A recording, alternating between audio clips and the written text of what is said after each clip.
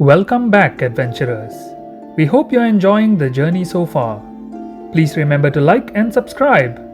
For today's episode, a very special thank you to our friend MandatoryQuest for his amazing voice acting. Please check his channel out for fantastic tutorials, gameplay videos, and a ton of Gloomhaven content. Links in the description below. And now, Gloomhaven, Tales by Candlelight. Part 5, Brawl at the Bazaar. The rickety wagon creaked and squeaked as it traversed the muddy dirt path. The sight of bastions and imposing city walls finally became visible on the horizon. Gloomhaven. Gwalin chuckled heartily. Ah, I never tire of the sight. Only fools dare assault such fine workmanship. And there have been a great many fools throughout history. The Savas and Quatril sat at the head of the caravan, reflecting on their tiresome journey. Brimstone had recovered due to the frequent long rests taken. Hex, thank you. What for? You've always been there to patch me up. Sometimes I forget to. Oh, my pleasure, Brim. You've always been there to take the hits. We're partners. The caravan slowed before the gates of the city. Glaring guards gripped their weapons defensively. One of them approached, clad in heavy plate armor. Halt! State your business and be quick about it. Dear me, quite a welcome party. Not to worry, we are traders from Hedwin, here to trade ingots at the bazaar. Hex kept the package out of sight. The guard quickly surveyed the caravan, eyeing the contents in each wagon.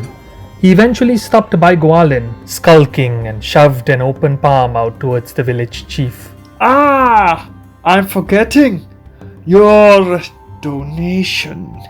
For the sanctuary, I'm sure. A small pouch of coin traded hands, and the city gates opened. The streets of Gloomhaven were bustling with citizens that morning. It was a good day for business. Now I wonder, would you give us a hand to set up our wares down here at the sinking market? Hex nodded gratefully, while Brimstone grumbled. Fine, I'll meet with Gundrus then. It said, holding out a hand. The Quatril hesitated for a moment, her eyes glimmering curiously. What is it? Nothing. I wish I could have learned what these crystals were. Better this way, Hex. The Savas said, concealing the package. It turned to head down the cobblestone road in the direction of the sleeping lion. Gwalin, Hex, and a handful of Hedwin villagers made their way through the bustling bazaar. Innumerable stalls cramped the sinking market. Throngs of patrons haggled noisily with stubborn traders. Gather round, one and all.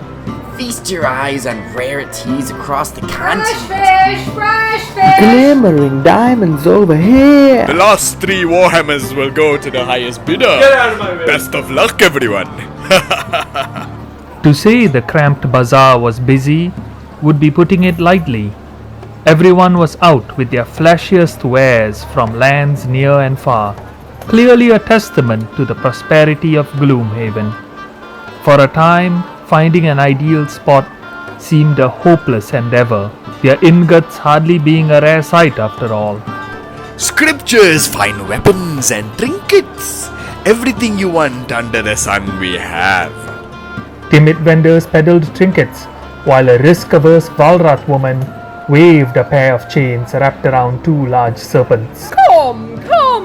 Real giant vipers! Here! Tamed! Don't be scared! Hex glanced at the 2 multicolored hissing snakes writhing violently under the constraint of the chains, struggling to break free. Careful with that snake. The Tinkerer had encountered more than a few of these beasts in the past dungeons, and it was not a pleasant memory. Soon Gwalin and company found a spot for their ingot stand, by the pier overlooking Merchant's Bay. People were often wary of setting up there in case their goods ended up in the bottom of those murky waters. As Hex set the objects down, she approached the only other stall brave enough to hawk their wares by the water's edge. It was being run by a wormling with matted, ragged fur of grey and brown. He was clad in an oversized blue dish towel, rudely folded to mimic a robe. His yellow eyes glowed excitedly. Yes, yes, come, you and you, everyone, buy it all. The wormling wore a necklace of small bones. He snickered so often and deviously that most onlookers considered him mentally unstable. Greetings. How goes it? Huh, what an interesting mix of wares you have here. Thank you. The ragged wormling paced back and forth, staring bulgy-eyed at the quadrille.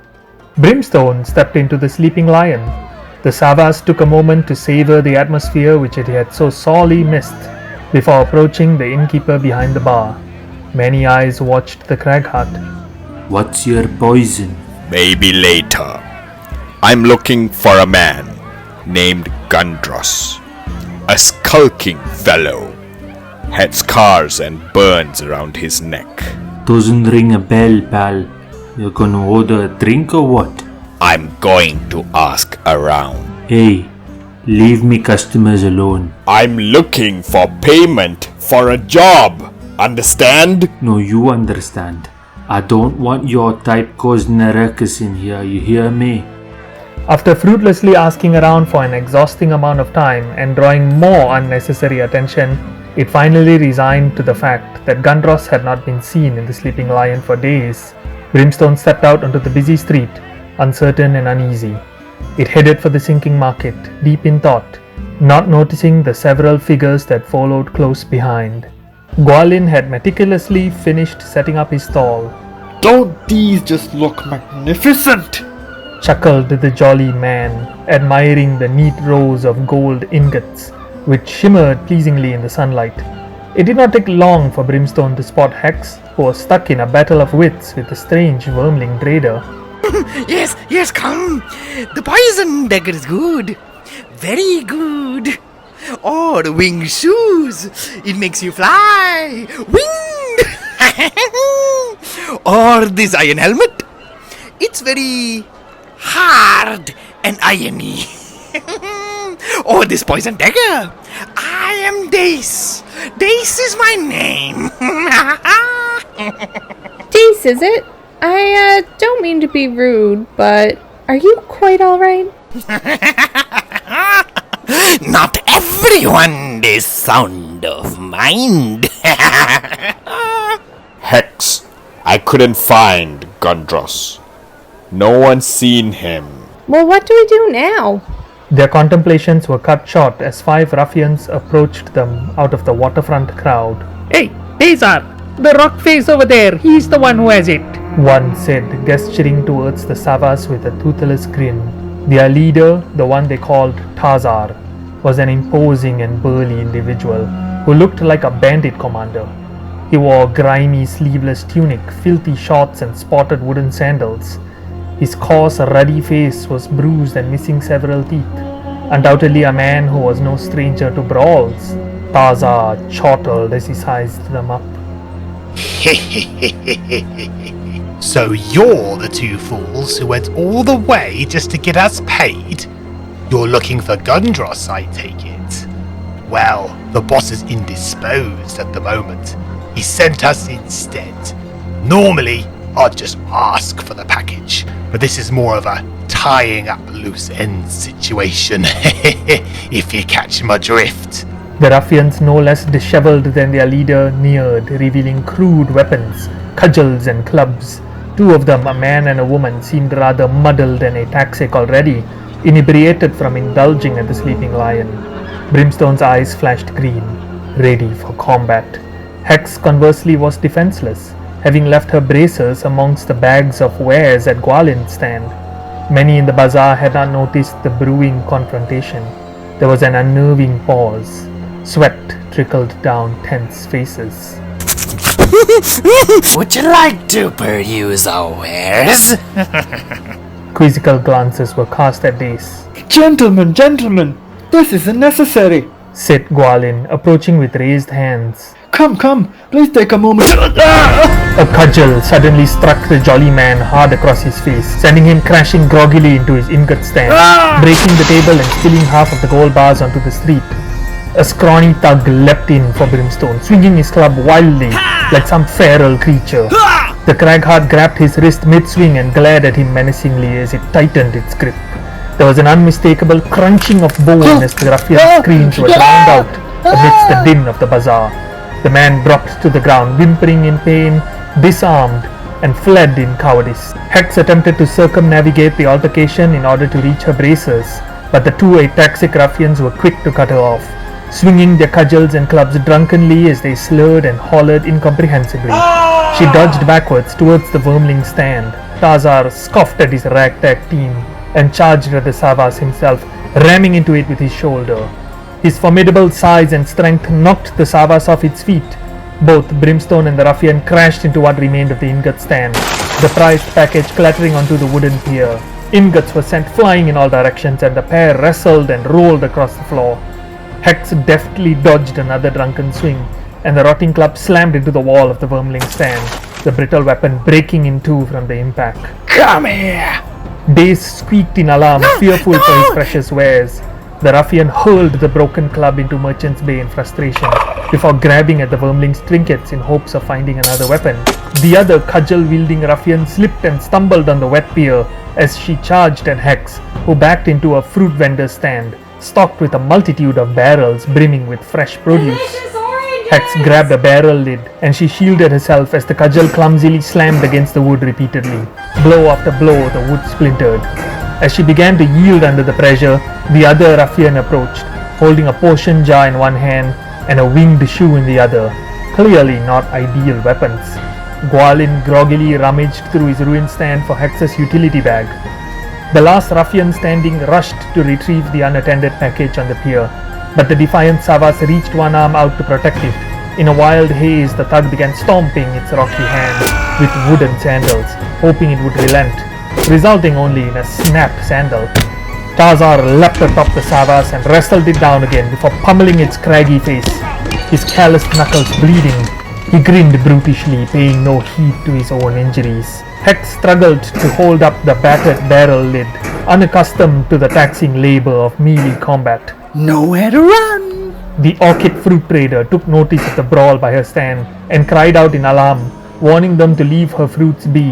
A hurled potion jar exploded by the quadril's head, showering her with glass and causing her to turn away from the thick orange vapors. Dace was wringing his hands wildly, lamenting his lost wares. No! My stamina potion! I made that myself! Her frustrated assailant hopelessly flung the winged shoe up in the air. The vapors were invigorating, Hex thought, and for a brief moment she stared up in silence at the blue sky, watching the winged shoe flee the scene, soaring higher and higher above the bazaar stalls as its wings flapped furiously. Before a cudgel blow to the chest snapped the quadrille out of her reverie, she toppled backward over a fruit barrel, causing a rush of oranges to roll off over the pier into the bay. Onlookers pointed and laughed at the scores of oranges bobbing and floating across the seawater. Yelled the orchid fruit vendor. The ruffian swung her cudgel again. Hex, here! Gwalin cried hoarsely, hurling Hex's backpack towards her. It was a poor effort. The backpack slammed against a beam and one of the quadrille's bracers rolled out of the bag, spinning uncontrollably. The impact had accidentally activated the flamethrower. A cone of flames arced randomly and violently in all directions as the flamethrower twirled in the air, torching everything. The cudgel-wielding ruffian scampered backwards in alarm, kicking off her burning sandals. Hex leapt out of the way, the flames singeing her goggles. Barrels of fruits began roasting in the heat, apples exploding. The angered orchid cursed and quickly gestured with her hands. A sudden chill overcame the stall. The air grew frosty, extinguishing some of the flames, as her spell grew recklessly intense with her fury. The cudgel-wielding ruffian was still screaming when she was promptly encased in a block of ice. Hex leaped on top of the spewing flamethrower and turned it off, struggling to fasten the bracer onto her forearm. The other ruffian stumbled away from the block of ice where his lifeless companion was now entombed, back towards Dace's stand. Bazaar's blows were heavy, stunning the Savas. The thug next to them grabbed the package excitedly and began fumbling clumsily with it. Another thunderous punch dazed Brimstone, and the thug with the package began fleeing the scene, barefoot. Brimstone focused, harnessing its earth magic. Its target was nearing the crowd's edge. Concentrating, the Savas made a fist. A green glow coursed through his body, and a large mass of earth burst out of the ground ahead, a rocky obstacle to hinder the fleeing thief. A barrel of barley and the cheap trinket stand next to it exploded, littering the air with debris and petty baubles. The blast sent the ruffian with the package soaring through the air and shocked. He smashed through the ornate display of porcelain antiques by his side, still clutching his prize, spraying broken fragments in all directions as the alarmed crowd grew wild. The bazaar was now filled with panicked vendors and patrons, a cacophony of stumbling feet and terrified screams. Citizens shoved each other viciously in an effort to flee the chaos, overturning random carts to make space. Scoundrels and cutpurses began looting the miserable bits of wealth spilt about the ground. The Valrat merchant struggled to restrain her chained vipers as chaos tore through the sinking market. The fleeing thug stood up groggily, bleeding from broken glass, and attempted to escape again.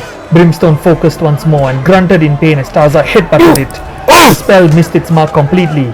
Another large earthen obstacle tore through the ground, this time underneath the Valrat snake raider, sending her tumbling. The chains were let loose. The giant vipers darted and leapt about freely, fangs dripping venom, reveling in the buffet of victims before them.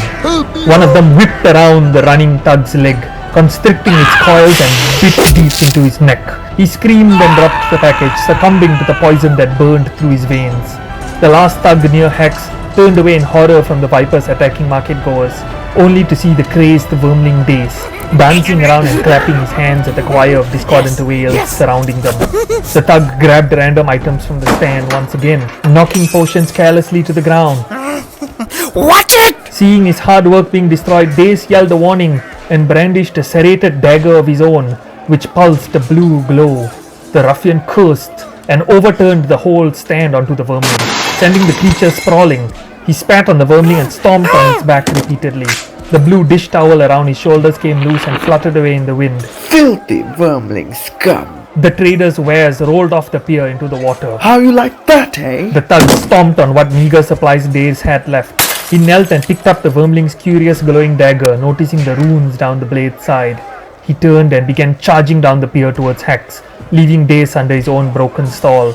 The vermling scurried out of the rubble with a look of pure hatred. His hands trembled and he glowered furiously at the man.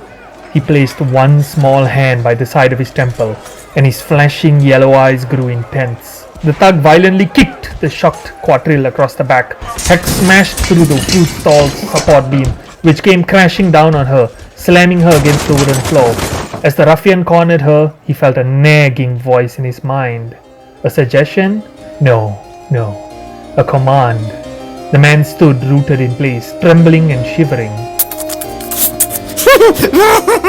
Maybe it's time to go for a swim.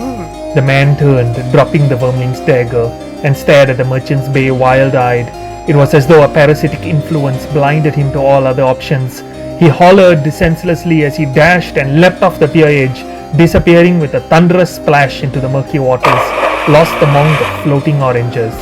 Dace hobbled over to retrieve his dagger, clearly injured. Hex weakly pulled herself up from the piles of fruit, her armor battered. You call yourself a Savas?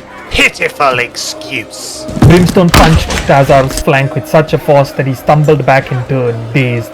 He cursed and spat a bloody glob. There seemed to be a primal rage within the Craghard as he tackled the man to the ground and began pummeling him with heaving swings, opening new wounds. What's all this then? Yelled the commanding voice of a city guard who shoved through the crowd. He swung a broadsword, cleaving one of the vipers in two. Several arrows bounced off the ground by Brimstone and Tazar, courtesy of city archers manning the walls.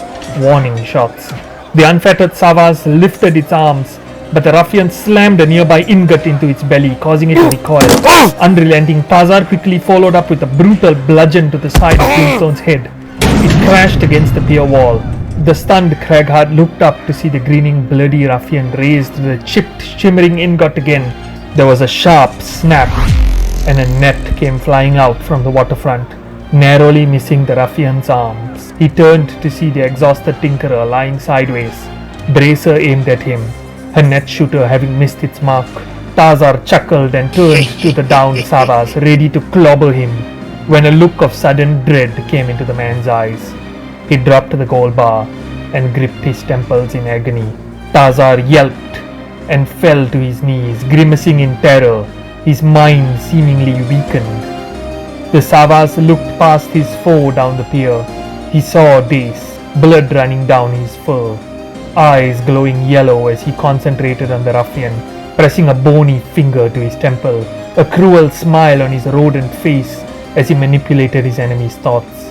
This was a mind thief, no mistaking it. My brain! Guards surrounded them, seizing Brimstone and the ruffian leader, who was now wailing and in tears. The mind thief staggered towards his ruined stand and broken life's work before collapsing unconscious from his injuries. Hex struggled to reach the guards. Wait! No! They attacked! Wait! We didn't do anything! The guards looked unimpressed, having rounded up numerous people suspected to be involved in the brawl already, guilty or otherwise. Out of the way. The sergeant spat. The package! Hex! Brimstone exclaimed as the guards bound his arms. Gwalin approached furtively, having secured the package under his arm. The Savas flashed him a suspicious look. I can vouch for this one. We were merely victims of hooligans. You want to be in chains too, fat man? Dear me. Gwalin withdrew to the side in shock. The guards shoved the arrested folk ahead, paying little heed to explanations or excuses. The weeping Tazar was dragged limply away, his mind broken. The Savas made a half-turn and cried out, Gwalin! I know. It stays with Hex, my friend. He replied, handing her the package. The Quatriel sighed in pain, watching her companion being shoved through the masses of distraught people who booed and jeered at Brimstone, judging it to be just another thug. Soon they were all out of sight, and she was left in the remnants of the ruined bazaar, alone and afraid. Next time on Gloomhaven, Tales by Candlelight. Yet for some reason he could not read the man's mind. No! It's all gone! The crystals, they can't be. A special thanks once again to MandatoryQuest and Justin, a longtime fan. Please remember to like and subscribe if you'd like to see more of our mercenaries. Don't forget to leave a comment on your thoughts so far, and we are looking forward to reading your predictions on what is to come. You can count on my steel.